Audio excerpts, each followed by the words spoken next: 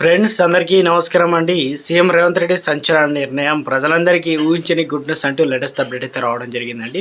ఆ వివరాలు ఏంటనేది మనం వీడియో రూపంలో తెలుసుకుందాం. వీటిని స్కిప్ చేయకుండా పూర్తిగా చూడండి, కంప్లీట్ ఇన్ఫర్మేషన్ అయితే అర్థమవుతుంది. ఇంకా ఎవరైనా సరే మన ఛానల్ సబ్స్క్రైబ్ చేయకుండా వీడియో వస్తున్నట్లయితే దయచేసి మన ఛానల్ సబ్స్క్రైబ్ చేసుకొని bell button all notification activate చేసుకోండి.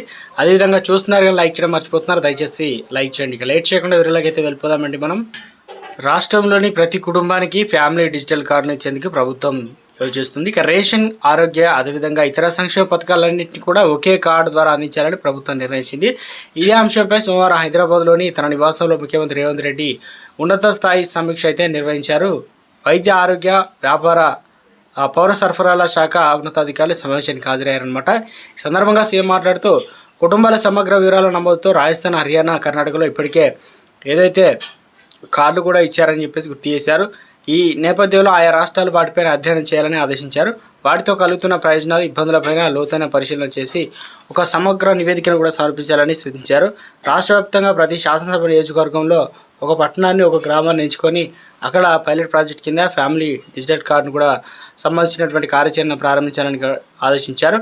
అర్హులందరికీ సంక్షేమ పథకాలు అందేలా కూడా ఆయా కార్డులను కూడా రూపొందించాలని మార్గదర్శకాలు చేశారు. వాటితో లబ్ధిదారులకు రాష్ట్రంలో ఎక్కడైనా రేషన్, ఆరోగ్య సేవలు పొందేలా చర్యలు చేపట్టాలని సూచించారు.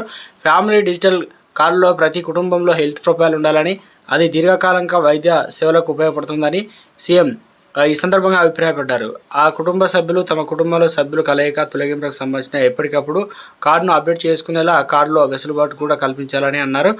వాటి మానిటరింగ్ జిల్లాల వారీగా వ్యవస్థలను కూడా ఏర్పాటు చేయాలని ఇక ఆదేశించారు. ఈ సమావేశంలో మంత్రులు ఉత్తమ్ కుమార్ రెడ్డి, దామోదర్ రాజనరసింహ, రాష్ట్ర ప్రభుత్వ ప్రధాన కార్యదర్శి సిఎస్ శాంతికుమారి, ముఖ్య మంత్రి ప్రత్యేక కార్యదర్శి అజిత్ రెడ్డి, కార్యదర్శులు చంద్రశేఖర్ రెడ్డి కావచ్చు, సంగీత సత్యనారాయణ, పౌర సరఫరాల శాఖ కమిషనర్ డిఎస్ చౌహాన్, ఆరోగ్య శాఖ కార్యదర్శి క్రిస్టియన్ జెడ్ చొంగ్ తదితరులు అయితే పాల్గొని ఈ రకంగా ప్రభుత్వం అయితే ముందుకు వచ్చిందనమాట గుడ్ న్యూస్ చెప్పడానికి.